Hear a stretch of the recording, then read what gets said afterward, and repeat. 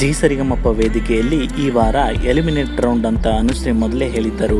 ಅದೇ ತರಹ ಈ ವಾರ ಎಲ್ಲ ಸ್ಪರ್ಧಿಗಳು ಹಾಡು ಹೇಳಿದ ನಂತರ ಅನುಶ್ರೀ ವೇದಿಕೆಗೆ ಬಂದು ಕಾರ್ಯಕ್ರಮದ ನಿಯಮದ ಪ್ರಕಾರ ಇಷ್ಟು ವಾರ ನಮ್ಮ ಸ್ಪರ್ಧಿಗಳಿಗೆ ಜಡ್ಜಸ್ ಕೊಟ್ಟ ಅಂಕ ಮತ್ತು ಜೂರಿ ಮೆಂಬರ್ ಕೊಟ್ಟ ಅಂಕವನ್ನು ಪರಿಗಣಿಸಿ ಅತಿ ಕಡಿಮೆ ಅಂಕವನ್ನು ಪಡೆದ ಡೇಂಜರ್ ಝೋನ್ನಲ್ಲಿರುವಂತಹ 4 ಜನ ಸ್ಪರ್ಧಿಗಳನ್ನು ಈ ವೇದಿಕೆಯಲ್ಲಿ ಕರೆಸಿ ಒಬ್ಬರನ್ನು ಈ ವೇದಿಕೆಯಿಂದ ಬೀಳ್ಕೊಡಲಾಗುತ್ತೆ ಅಂತ ಹೇಳಿದ ತಕ್ಷಣ ಎಲ್ಲರ ಮುಖದಲ್ಲಿ ಒಂದು ಭಯದ ವಾತಾವರಣ ಕಂಡುಬಂತು.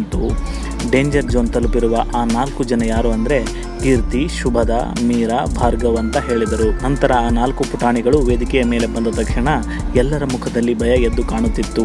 ಅನುಶ್ರೀ, ಮೀರಾ, ಭಾರ್ಗವ್ ಇಬ್ಬರೂ ಸೇಫ್ ಆಗಿದ್ದಾರೆ ಅಂತ ಹೇಳಿದ ನಂತರ ಕೀರ್ತಿ ಮತ್ತು ಶುಭದ ಮುಖದಲ್ಲಿ ತುಂಬಾ ಭಯದ ಛಾಯೆ ಕಾಣುತ್ತಿತ್ತು.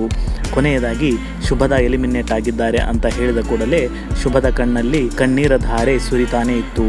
ಅವರ ತಾಯಿ, ಜೂರಿ ಮೆಂಬರ್, ಜಡ್ಜಸ್ ಮತ್ತು ನೆರೆದಿದ್ದ ಪ್ರೇಕ್ಷಕರು ಭಾವುಕರಾದರು.